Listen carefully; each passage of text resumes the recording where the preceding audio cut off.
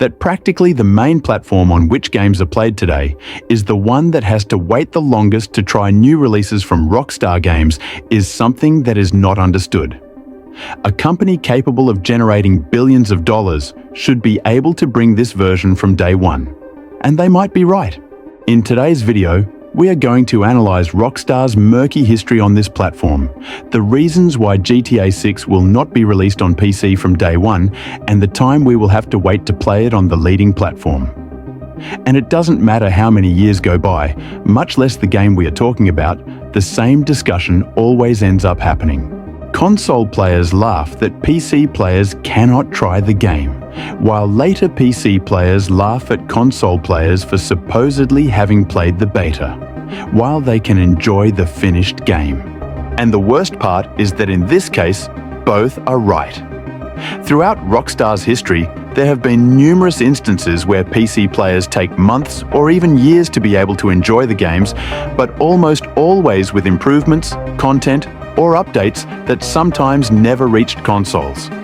But what is most striking is especially that prolonged waiting time. It's surprising to see how practically all franchises release their games at the same time on all platforms, or at least with very few days difference in the worst cases. Releasing a version so far apart from another is a thing of the past, and the globalization that the internet has given us demands that everything comes out at the same time, something that Rockstar has completely ignored. If we take a look at their history, we will see that there is a very evident pattern when it comes to separating console versions from PC versions. From the first console release of GTA 3 on PlayStation 2 until it was released on PC, a total of 210 days passed, almost 7 months. In Vice City, it was slightly less, almost 6.5 months or 196 days. GTA San Andreas played hard to get, reaching the record of more than 7 months, 224 days, while GTA 4 kept it normal with 217, a little over 5 months. The average so far would be 211 days from the first console release to PC. 7 months of waiting, that many would not hesitate for a second to agree to for GTA 6, but it was with GTA 5 when everything changed. It was the first game in the series that people expected to have from the very first minute on all platforms. But Rockstar did not comment in any way, and people were afraid, especially considering that Red Dead Redemption had come out 3 years earlier, and nothing was known about a future port, which, by the way, took place more than 14 years later.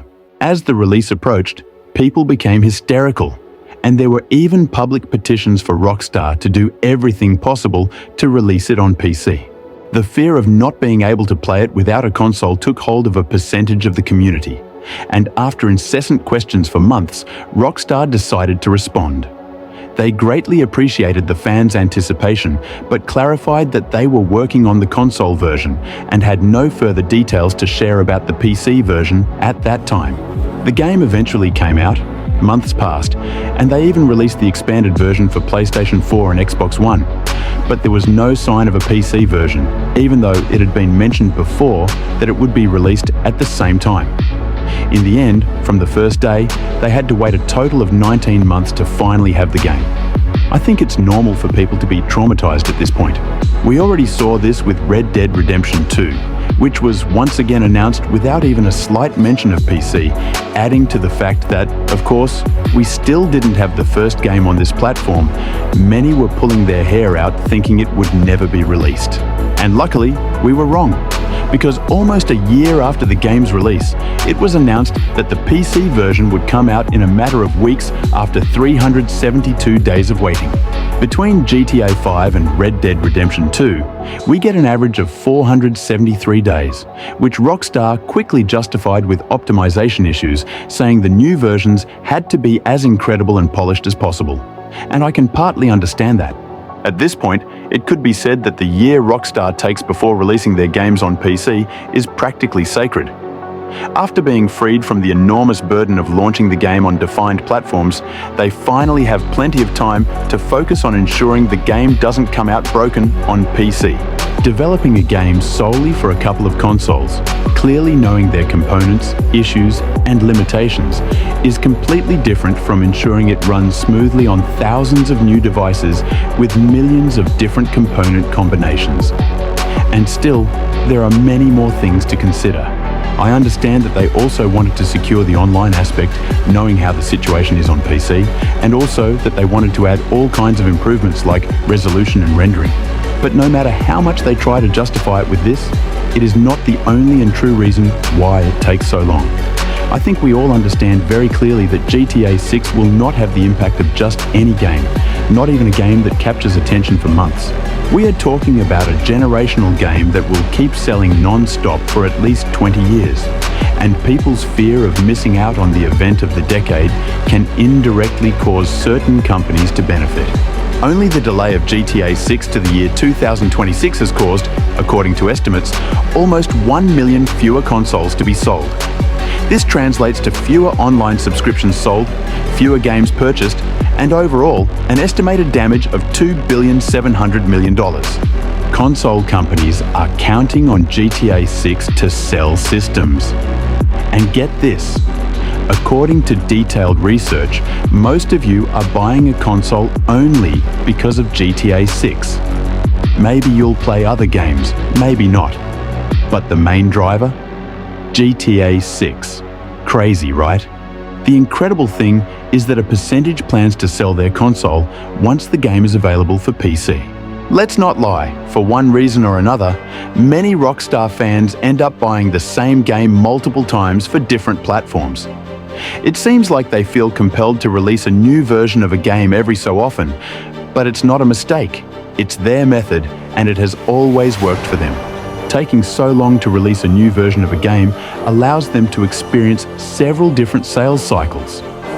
If enough time passes for the new version to feel slightly improved compared to the previous one, they will manage to sell it with relative ease. The current landscape certainly doesn't make things easier. While one of the consoles is barely managing to kickstart its own generation, the other seems to have a completely altered reality, insisting on disappearing with very misguided slogans. It's completely logical that many don't even consider having to choose. And although I personally do not share the widespread anger that has arisen with this issue, I do understand it a lot. Such a gigantic platform should not be left behind by a trillion-dollar company in the year 2026. It's basic logic. But as I have already told you, there is a lot under the table that influences and will continue to be so for a long time. With all this information, I would dare to venture and place the release date a year and a half after the console launch, around the end of 2027. The problem is that around those dates is when rumors have started about the launch of PlayStation 6, so when predicting, everything becomes a bit blurrier. I'm not a professional analyst, nor do I shoot in the dark just because. My opinion comes from observing Rockstar's behavior over the years. And if Rockstar prioritizes the PlayStation 6 and the current Xbox, if it still exists, we might have to wait much longer to try it in maximum quality. Will we have to wait until 2028 to see the PC version of GTA 6? Let's see which date wins in the comments. Drop your thoughts in the comments. If you liked this video, smash that like button and subscribe to help grow the channel. See you very soon with fresh, exclusive content.